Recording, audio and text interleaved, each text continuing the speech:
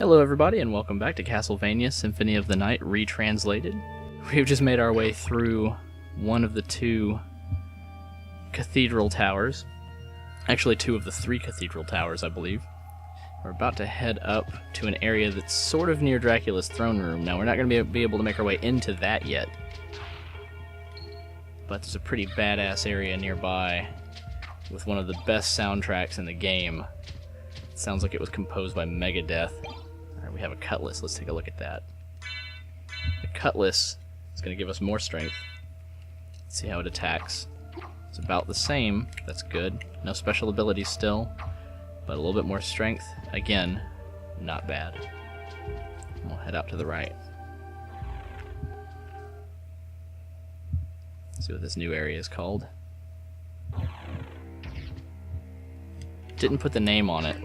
Like I said, though, this is the area just below where you head into Dracula's throne room, which we saw at the beginning when we played as Richter.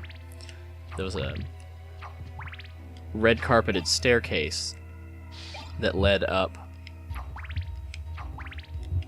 and we are in that vicinity now. I saw a pendant above us when we came into here. We need to double back on the floor up above us here and get that soon. If that's what I think it is, it'll be super useful. Castle's top floor. This is also one of my favorite soundtracks in the game. Soundtracks. The whole thing's a soundtrack. One of my favorite songs. Ooh, that's a magic-looking sword.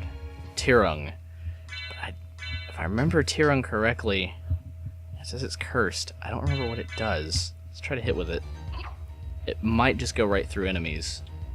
Something, I think, makes it work. But we're gonna... Yeah, no, it doesn't even hit. I forget what makes it work. I'll have to look that up later. So we'll head over here, staying up on these platforms at first. Well, that didn't work for very long. But I think we have to use the platforms to get across at one point. We can't jump over yet. These flea bastards on their birds, making me a little uneasy attacking from above. Here's that pendant. And it's the Stone of Flight, which if it does what I think it does, we'll get a double jump, because we can turn our cape into angelic wings. And that is fucking awesome. That's going to let us access some areas. Not just access some areas that we weren't able to get to before, but it is going to give us the ability to fight in a much more strategic fashion. You spend most of this game with the ability to double jump, you get used to it, and when you start back, you really, really want to be able to. So we have to head out of that area for now. But here we find our first warp gate. We found the lion room. Going through it doesn't do anything, it'll take us back. Wait, no, I forget. It's taking us to the horse room, which I think we have to unlock this from the other side to make it something we can permanently travel through. But this will let us get through the castle much more quickly. We may want to stay on this side of that portal, but those gate rooms, you can then travel between them. There are a couple more that you can find, and you can make your way all the way around the castle. Let's go ahead and now, with our added ability to double jump, make our way back up through this area yet again. Let's go up to the right over here and see if we can make it to some of the more secret platforms that we weren't able to reach before. Like the one on the right over here.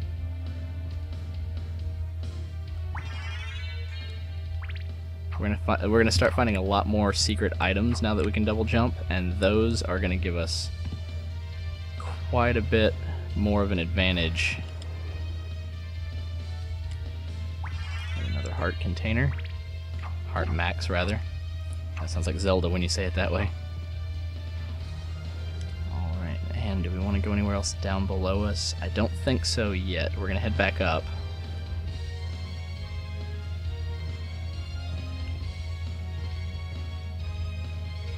You can't Can't double jump your way up there.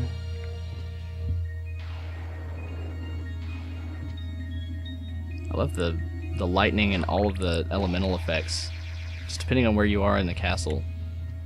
Really awesome.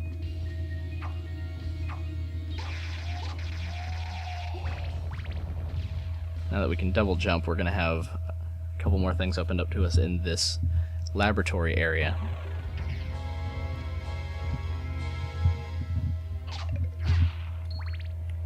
In fact, not having to go all the way around is one of those. I'll probably use my shield, but that's okay. See, now we can use that elevator if we wanted to, because we can double jump up off of it.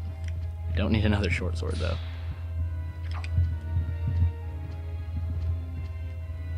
Take these guys out pretty easy. Let's see if we can double jump to something over here. Now, just back up that way, which, if we look at our map, is not going to do us very much good right now. Let's go back in this direction. Let's see. Okay, we'll head up this way. Back into familiar territory. This is the third or fourth time we've come through here. But again, it's like I said, it's a little bit different every time. Now that we can double jump, we feel like we have a little bit more freedom to our movement. Take out these guys with one hit. Here's an area we haven't been to yet.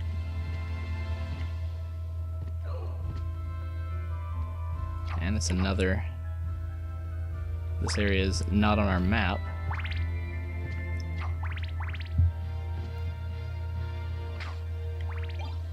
And we have the cloth mantle. Is that better than invisible? Let's find out. Cloth mantle? No. Maybe we could have gotten up here earlier. That's okay though. Invisible's gonna do us just fine for now.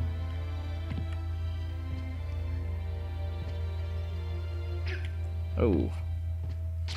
Kinda going a little too fast there, but that's okay, because these guys don't hurt us very much at all. Here we're at level 17. It doesn't take very long before enemies that once gave you trouble become completely useless. Now, do we want to go back to the cathedral with our double jump? No, we need the spikes for that area. I think we want to take our double jump over to the other side of the castle. So we're going to go up and through the boss room and down the long hall in the middle to get back over to the library. We might stop in and speak to the librarian while we're over there, see if there's something new we can buy, and then make our way up to a new area, the one with the awesome song that I was talking about.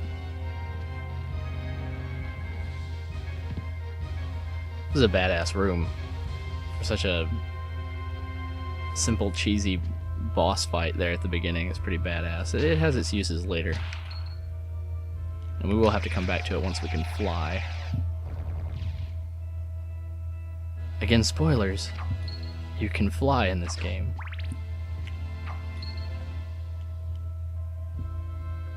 Alright, we just hadn't been up here through this door. I don't think we need to save just yet. We're not going to come across any bosses yet. And we will definitely come across another save point on our way. We don't need your shirt, zombie. Okay, we got full hearts, so we don't need to stop to pick those up. We definitely don't want to keep the cube, though. Cube is just not as useful to me. Just took an axe to the head. Gotta do more jumping attacks. That'll let us get extra hits in. And the long haul starts here.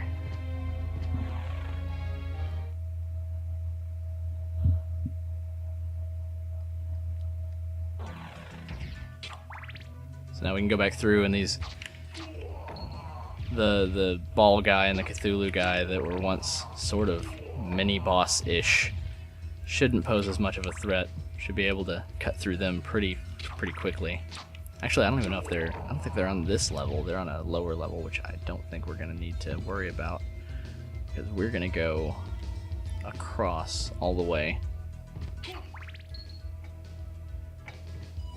These fleas. There's something about entering this room with more confidence as well that lets you dispatch the fleas a little bit more quickly. I don't know what it is exactly. It's just not having a care in the world. back in that room every other minute, I think. One of the sides opens up. But it wasn't open when we were in there, and I don't feel like waiting, so we'll come back to that later. No cube, no! Turnet table. Now, there are a few more prizes in this area, treasures in this area that we could reach with a double jump now. But we won't go looking through all of them. We'll just be able to if they're, you know, if they're in our immediate vicinity. I'm gonna go ahead and grab the stopwatch. That might come in handy later. We don't want the Bible. We do need to make our way across. Stopwatch is handy in the areas with the Medusa heads and with enemies that throw or shoot things at you. Anywhere where there's lots of stuff going on the screen at once, it freezes time for you. That walking backward business is slowing me down. Just jump up on top and slice her a little bit. Oh, you can't. Cut it in the face. That's fine. Make sure we get our 250 in the middle of this hallway. Ooh, a critical. The effects on the text are nice as well, even though they're sort of, you know, they come across as an afterthought, if only because you don't see them right away. You see them when you get that power-up. I'm sure they were initially intended as part of the game, and you spend most of the game able to see the amount of damage you're doing. Some people turn it off for an aesthetic. I prefer to see it. I'm gonna keep that stopwatch. I'm not a big fan of the axe. Does more damage than the dagger, but that arc that you have to plan in order to hit an enemy is just... I'm not a fan of it. So now we've made our way back out to the outer wall. We're going to make our way up to the library. And stop in there for a brief chat with our elder friend. On our way up... did a little moonwalk there. On our way up, I think we'll save here and call it the end for this episode. So in our next episode, we'll make our way into the library, have a little shopping spree, and then take on some flying Metallica skulls. How's that sound? See you guys next time.